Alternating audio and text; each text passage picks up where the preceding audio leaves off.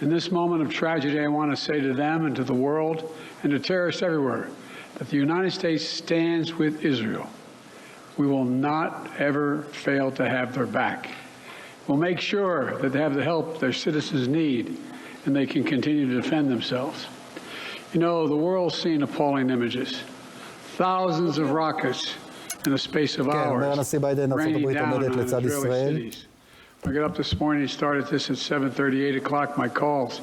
Hamas terrorists crossing in Israel, killing not only Israeli soldiers, but Israeli civilians. In the street, in their homes, innocent people murdered, wounded, entire families taken hostage by Hamas. Just days after Israel marked the holiest of days in the Jewish calendar. It's unconscionable. You know, when I spoke with Prime Minister Netanyahu this morning, I told him the United States stands with the people of Israel in the face of these terrorist assaults. Israel has the right to defend itself and its people. Full stop. There's never justification for terrorist attacks. And my administration's support for Israel's security is rock solid and unwavering.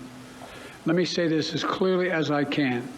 This is not a moment for any party hostile to Israel to exploit these attacks to seek advantage.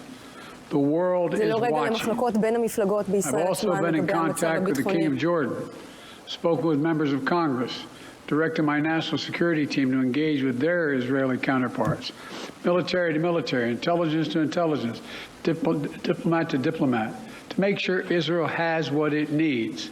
I've also directed my team to remain in constant contact with leaders throughout the region, including Egypt, Turkey, Qatar, Saudi Arabia, Jordan, Oman, the UAE, as well as our European partners and the Palestinian Authority. It's also a terrible tragedy on a human level.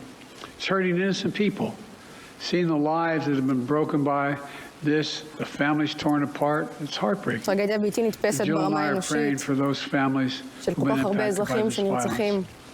We grieve with those who've lost their loved ones, lost their peace of soul. We have hope for swift recovery for many who have been wounded. We're going to remain in close touch with Prime Minister. I personally am going to remain in close contact with Prime Minister Netanyahu as this situation continues to develop. And let there be no mistake. The United States stands with the state of Israel. שלא תהיה שום טעות, ארצות הברית עומדת ומעניקה גיבוי מלא לישראל. The first nation to recognize Israel 11 minutes after its founding 75 years ago. Thank you very much.